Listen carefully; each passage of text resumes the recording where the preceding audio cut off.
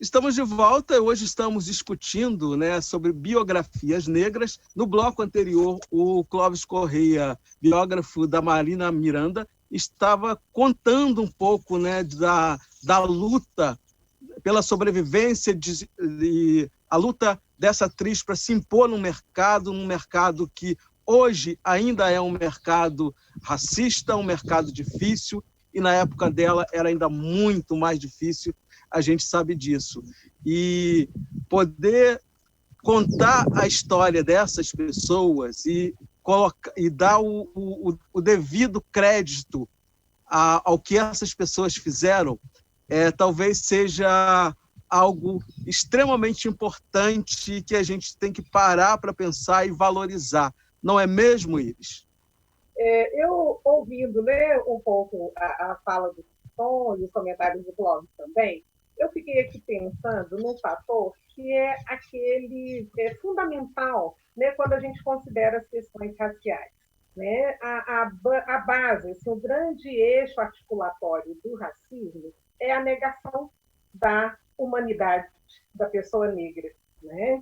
E eu fico aqui pensando o quanto é importante a escrita de biografias, sabe? E a edição delas, porque, olha, pela própria formação da palavra, né, biografia, né, você tem aí uma afirmação de uma história de vida de uma pessoa negra.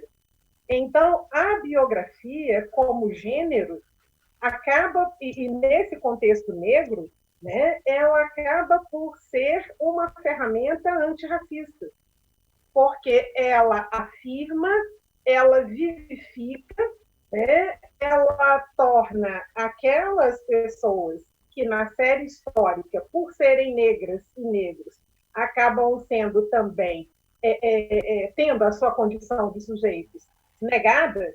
Então, via biografia, a gente tem essa afirmação. Então, uma biografia de uma personalidade negra acaba por ser uma ferramenta antirracista muito forte. E precisamos ter mais. Rapazes, escrevam mais. Então, a gente está falando de mulheres negras e você fez a biografia de uma mulher incrível, que é Carolina Maria de Jesus.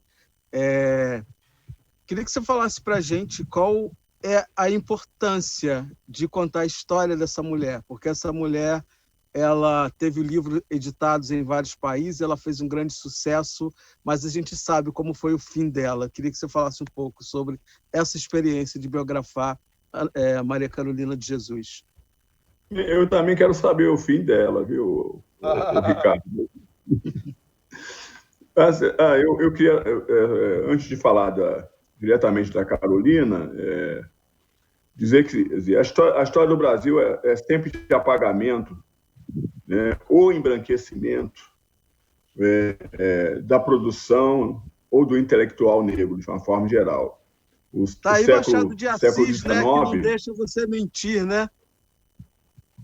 Tá aí. Exatamente. O que fizeram só 100 anos depois, né? Só 100 anos depois da morte é que foi aceito, né, como negro, né? Mas assim, o século XIX, sobretudo, é um século importantíssimo para a afirmação do negro, sobretudo na tecnologia no Brasil. Né? Nós temos a música clássica, né, com o padre Zé Maurício, nós temos a imprensa com Patrocínio, e Patrocínio ainda foi um aviador, né? Enfim, construiu balões, introduziu o primeiro automóvel no Brasil. Você tem a engenharia com os irmãos Rebouças, né? Não só o André, mas o Antônio e o José, eram três engenheiros numa única família, grandes advogados, né? Presidentes de província, que seria hoje estados, né? Não só em São Paulo, mas no Rio de Janeiro, 5 presidentes da República com sangue negros, ministro das Relações Exteriores, e fora uma gama extraordinária de escritores e escritoras.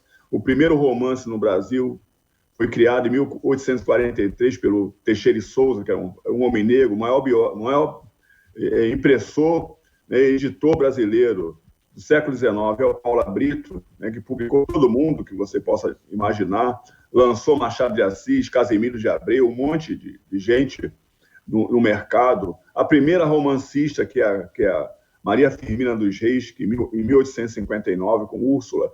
Então, é esse século que projetou alguma coisa para o século XX. Né? Então, é esse século. E aí, o protagonismo da mulher ainda continua muito em baixa no século XIX, e vai ganhar algum contorno a partir do século XX. Alta de Souza morre ali em 1901, mas deixa um legado como se fosse o século XX, com o livro Horto, Alta de Souza. E aí você tem no Sul Antonieta de Barros, que, aliás, foi a primeira criadora do Dia do Professor.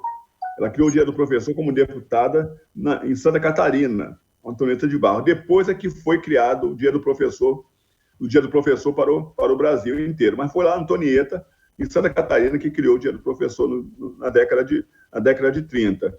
E aí você tem Ruth Guimarães, que está fazendo 100 anos esse ano de nascimento, né? Uma mulher que dialogou muito com Mário de Andrade, que é outro gênio desse século XX, em todas as áreas. O Mário de Andrade militou, com uma consciência muito grande da brasilidade, né? Macunaíma já diz isso, né? Jorge de Lima, médico, enfim. Eu queria destacar que no século XIX, né, nessa tecnologia, nós tínhamos 1/3 da população brasileira médica no século XIX. 1/3. De cada 10 jornais, grandes jornais no Brasil do século XIX, 5 estavam na mão de negros. 5 jornais estavam na mão de negros. A República realmente veio para varrer tudo isso, né? A eugenia de Monteiro Lobato, né? O eugenismo de Monteiro Lobato, tudo isso serviu para dar uma varredura, e como a professora Iris Amâncio estava dizendo, né? Quer dizer, ficamos aí 50 anos ou mais completamente inertes, apagados, sem acesso a nada, né? E fazendo movimentos muito pontuais, como fazemos ainda hoje, Ricardo. Movimentos pontuais. Nós não estamos na lista dos mais vendidos de nenhum jornal, né? O consumo de literatura negra continua sendo uma coisa entre nós, não sai desse âmbito, não está nas grandes livrarias, nas grandes editoras. Então, isso para dizer um pouco da Carolina. A Carolina foi uma mulher, né, que nasceu em Sacramento, um município pequeno de Minas Gerais, família rural, uma família oriunda da escravidão. Ela chamava de soldo da escravidão.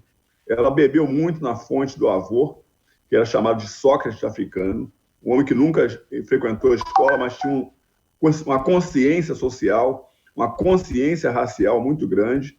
E ela ainda, embora tenha perdido o avô aos 4 anos de idade, ela ficou com essa marca do avô, e isso aqui guindou bastante a vida da Carolina.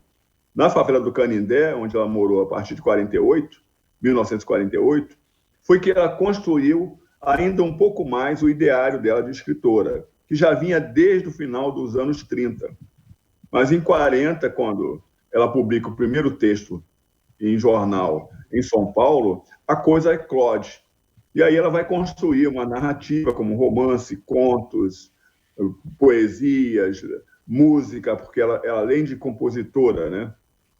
Ela também, quer dizer, ela além de letrista, ela era musicista, quer dizer, colocava arranjo nas suas músicas, gravou um disco, né, escreveu peça de teatro, era uma artista completa, que ao publicar o Quarto de Despejo, né, o Diário de uma Favelada, em 1960, se revelou para o Brasil, porque havia uma linguagem na Carolina que era além de uma linguagem confeccional. Ela tinha ali muita coisa de fabulação, do romance, ela tinha muita coisa da poesia, ela tinha muita coisa da filosofia, e com resquício também de questões tradicionais, ancestrais, adquiridas pela sabedoria do próprio avô, que era de origem moçambicana. Então, a Carolina carrega mais ou menos mais de 2 séculos de histórias num livro chamado Quarto de Despejo. E aí causa um furor, logicamente, na sociedade paulistana e na sociedade brasileira e mundial, porque ela está em 16 idiomas e 46 países, já vendeu mais ou menos 6 milhões de livros no Brasil e no mundo, foi best-seller em 11 países, né, para você ter ideia.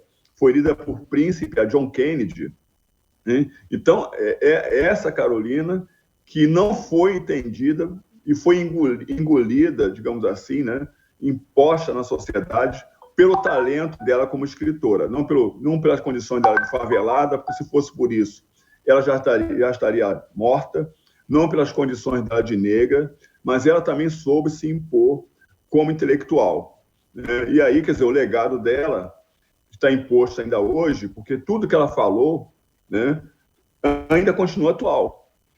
Como dizia o Alberto Moravia, que é um grande escritor, foi um grande escritor italiano, e ele fez questão de prefaciar a tradução italiana de Quarto de Despejo. Ele falou que Carolina e Shakespeare tinham a mesma origem, ou seja, a mesma finitude. Os dois seriam eternos pela sua linguagem dramática e pela realidade do que escreveram. E aí ele citava trechos do Quarto de Despejo e trechos das obras de Shakespeare. Agora, é incrível, né? É como que, apesar de todas as adversidades, alguém, né, consiga trazer consigo, né, e colocar para o mundo tanto poder, tanta história, tanta vivência e tanta cultura, né? É incrível isso. Depois dessa fala do Tom, só nos resta agora a gente fazer um pequeno intervalo, mas é muito rápido e daqui a pouco a gente está de volta. Eu só vejo amigos, eu vejo profissionais colocando a Marina para baixo. A Marina não merecia ter essa biografia. Eu cheguei ao ponto de ouvir isso.